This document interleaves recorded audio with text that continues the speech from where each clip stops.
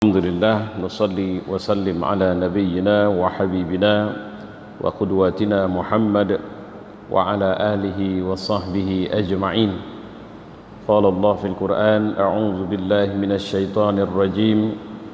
Bismillahirrahmanirrahim. Wa ma umiru illa liya'budullaha mukhlishina lahud-din hunafa'a wa yuqimus salata wa yu'tuz zakah wadzalika dinul qayyimah. Tidaklah mereka kecuali diperintahkan untuk menyembah Allah dengan ikhlas, mentaatinya semata-mata karena menjalankan agama, dan juga agar melaksanakan salat, menunaikan zakat, dan yang demikian itulah agama yang lurus.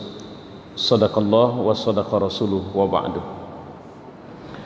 Jemaah yang mulia, saya pada kesempatan kali ini ingin mengajak kita mendiskusikan topik tentang keutamaan dan buah keikhlasan.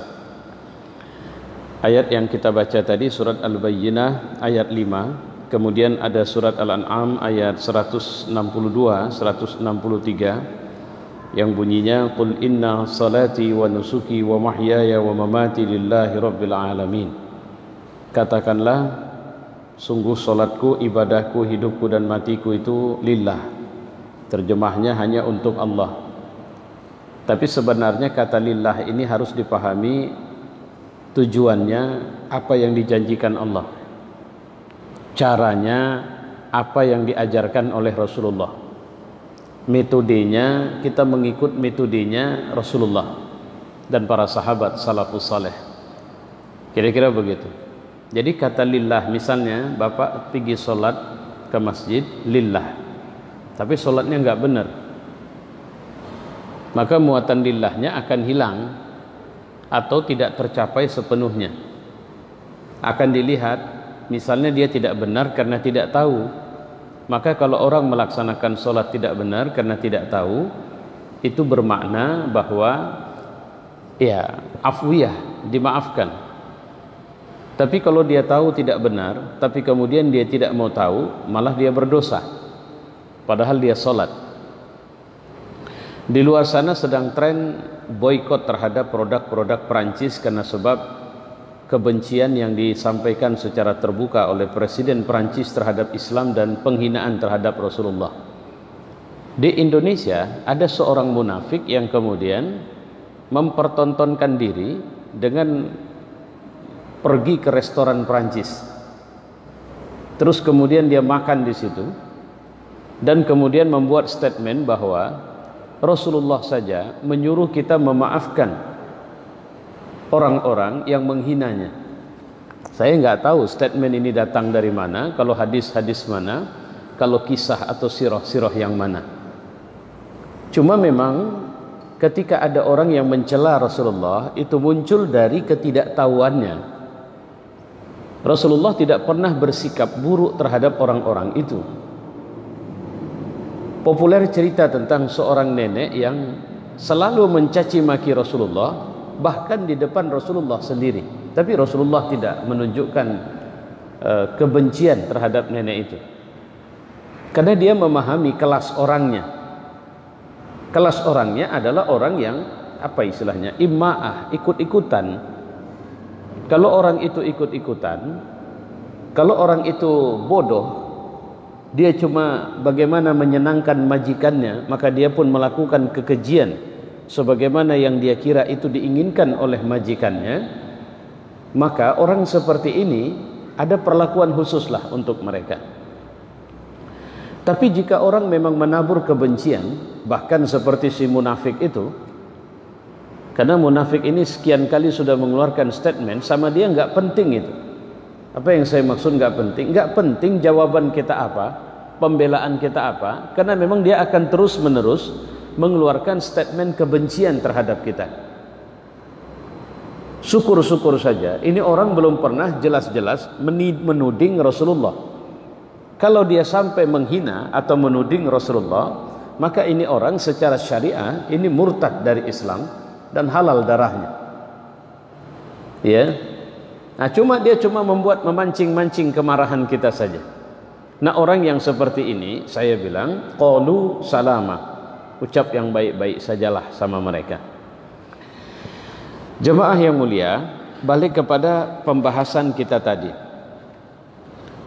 Allah mengatakan dan menyuruh kita untuk mengatakan salatku, ibadahku, hidupku, matiku. Kalau sudah bahasanya hidupku, matiku, maka tidak adalah kita melakukan sesuatu kecuali semua itu karena Allah. Kenapa saya makan? Karena Allah. Loh, kenapa karena Allah? Apa maksud karena Allah di sini?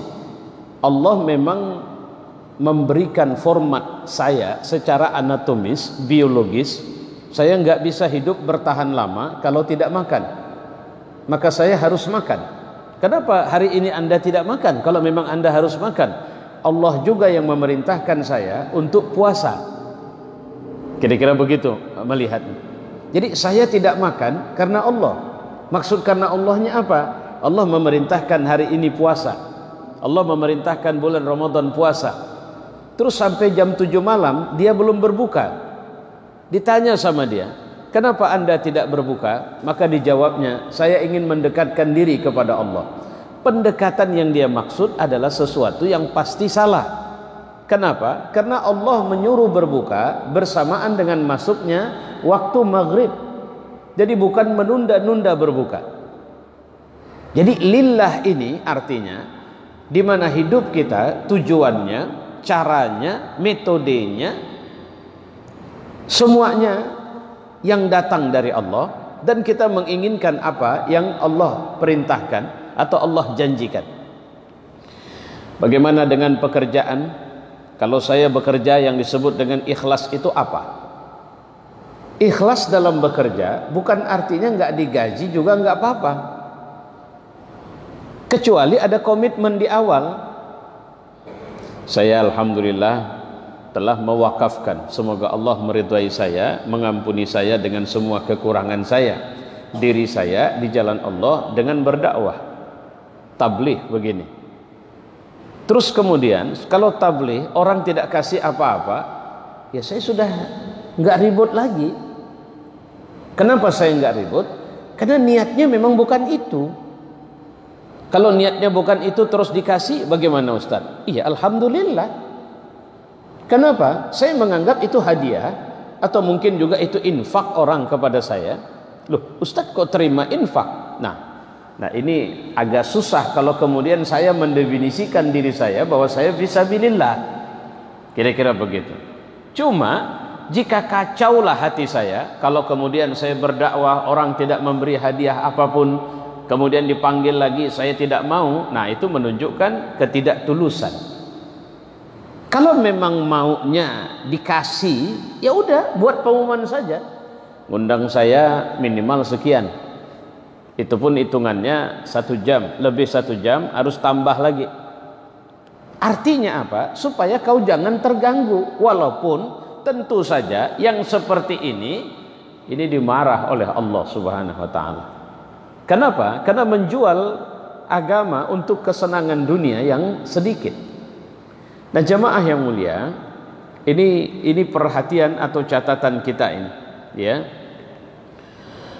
Orang yang sudah menemukan Allah, bagaimana mungkin akan kehilangan dia? Sebagaimana mungkin orang yang sudah kehilangan Allah, bagaimana dia bisa menemukan Allah? Satu saja syarat sederhananya, ikhlas. Kalau seorang sudah kenal sama Allah, dia nggak mau jauh-jauh dari Allah.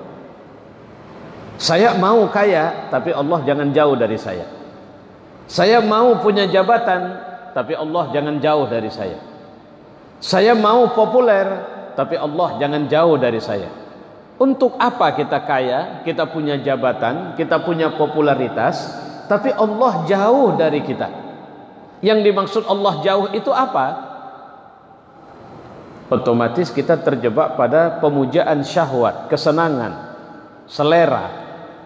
Kita lupa bahwa ada kehidupan setelah kehidupan dunia, yang di situ nanti Allah akan memberikan balasan atas semua apa yang kita lakukan di dunia ini. Ketika orang yang cakap menyelidik hatinya dan kemudian tidak tahu di dalam hatinya tidak menemukan hatinya selain orang cakap yang lain, maka buatlah pelita. Maksudnya kalau kita bicara kemudian kita cek hati kita, apa yang membuat kita ternyata ada sesuatu selain Allah, itu yang sering kali kita ngomong jadi nggak tulus. Saya ngomong sama orang besar dengan saya ngomong sama orang kecil. Kalau saya ngomong sama orang besar karena Allah, nggak ada yang perlu saya khawatirkan, nggak perlu saya sungkan untuk memperbaiki cara berdiri saya, kecuali memang khidmat yang wajar yang harus saya berikan kepadanya. Atau kemudian kalau saya bicara sama orang susah, apakah karena dia orang susah tidak saya kenal, lantas kemudian saya tidak memberikan pemuliaan atau pelayanan kepadanya? Nah, ini menunjukkan kelas ketulusan kita. Ya, Yahya bin Abi Katsir mengatakan, pelajarilah niat, karena niat itu lebih pelik dari amal perbuatan. Kalau belajar bagaimana caranya Rasul sholat, itu sebentar itu. Asal disepakati dulu dalil yang mana kita ikut, hadis yang mana kita anut. Nah, mari kita praktek. Tapi mempelajari niat itu tidak mudah. Menjaga niat supaya ikhlas itu tidak mudah. Saya pergi haji puluhan tahun yang lalu, ketemu sama teman berangkat haji puluhan tahun yang lalu. Terus dia ngomong begini, memanglah Ustadz orangnya waktu itu luar biasa sekali.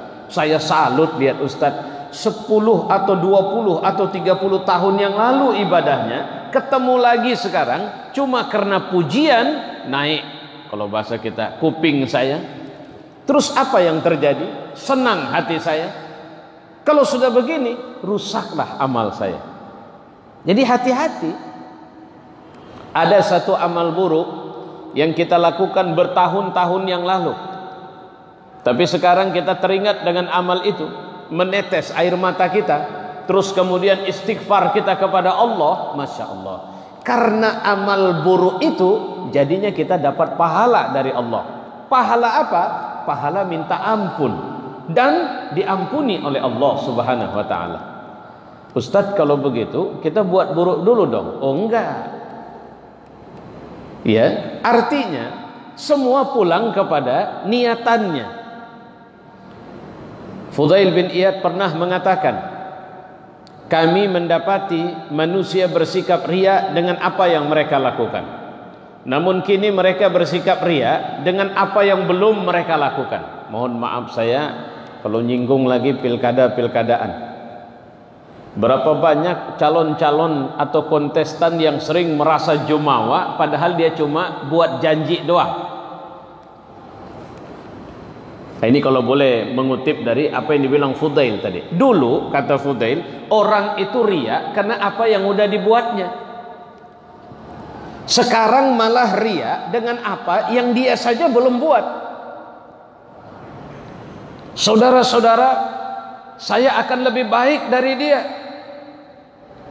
Dia cuma janjiin sama kalian sumbangan kalau kalian sakit 100.000 per hari. Saya janji 300.000 per hari. Coba bayangin, itu yang pas kan dengan apa yang dibilang Fudail? Mana mungkin buat begini bisa di sini? Jangan terlalu utopia. Saya menjanjikan kepada kalian, pokoknya asal saya menang, saya akan begini, saya akan begini, saya akan begini. Kok Ustadz sentimen? Enggak, saya enggak sentimen. Saya cuma nyampaikan apa yang dibilang oleh Fudail. Zaman dulu, Fudail ini pun zaman dulu sama kita. Zaman dulu yang dimaksudnya adalah sebelum dia. Apa itu? Orang sholat dulu baru ngomong, saya tadi sholatnya begini-begini, atau sholatnya nunjukin sama orang. Sekarang tidak. Ya, Sahal bin Abdullah At-Tastari menuturkan, orang cerdas merenungkan penafsiran tentang niat. Mereka hanya menemukan definisi berikut, katanya. Apa definisinya? Gerak dan diam, sendiri dan bersamanya, itu karena Allah, tidak tercampur oleh sesuatu, baik itu nafsu, hawa maupun dunia. Yang paling berat kita lawan memang ternyata nafsu. Kalau kita disakiti orang dan kemudian kita harus duduk bersama orang yang menyakiti kita, waduh, ampun kali itu. Apalagi harus bersikap ramah sama orang yang menyakiti kita. Wow, ini kelas orang yang punya kepribadian bagus yang bisa melaksanakannya. Ini yang dimaksud. Kalau orang yang tulus itu bagaimana? Orang yang sendirinya, di tengah keramaiannya, diamnya, bicaranya, itu semua karena Allah. Dia merasakan bersama Allah. Karena bersama Allah, maka dia tahu apa untungnya. Yang seperti saya bilang tadi, walaupun harus duduk bersama orang yang paling menyakiti dia, kemudian dia harus mengucapkan kata-kata yang baik, senyum dan sebagainya, akan dilakukannya dengan mudah. Kenapa? Karena dia berharap dari Allah. Kalau bukan karena Allah, tidak akan saya lakukan ini. Coba bayangin kalau bapak tidak suka sama seseorang, bapak punya majikan, terus kemudian majikan bapak bilang, kalau kau memang mau kerja sama aku terus, kau jumpai dia, pergi kau minta maaf sama dia sana. Apa yang akan kita lakukan? Suka tidak suka, berat tidak berat hati itu, kita akan datang kepadanya, kita akan minta maaf kepadanya. Kenapa? Karena kita butuh majikan kita. Nah sekarang kalau kita memang butuh kepada Allah, kita mencintai Allah, bukankah suka tidak suka kita juga harus melakukan sesuatu yang Allah menyukainya, kita harus melakukan itu, ya.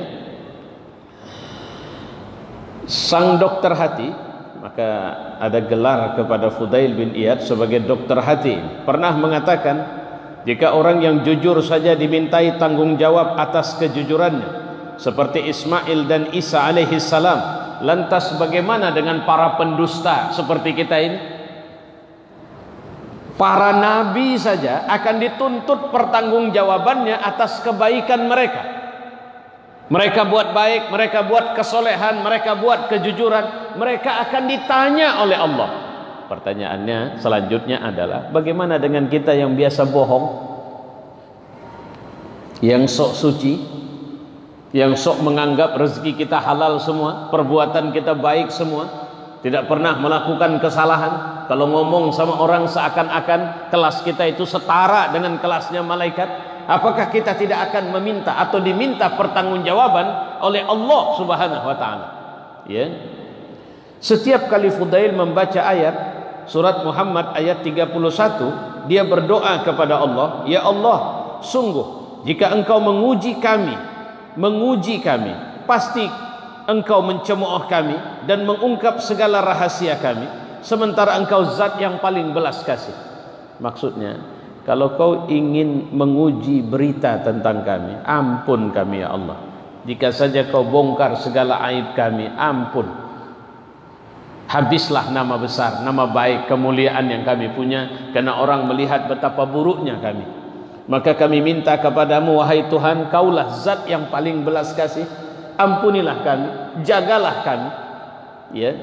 Nah saudara-saudara, inilah catatan kecil yang kita bisa sampaikan. Nanti kita akan diskusikan pada pertemuan selanjutnya tentang buah keikhlasan yang sempurna itu hanya ketika kita melakukan amal karena Allah Subhanahu wa taala. Nah sebelum saya tutup, silahkan kalau ada yang mau didiskusikan.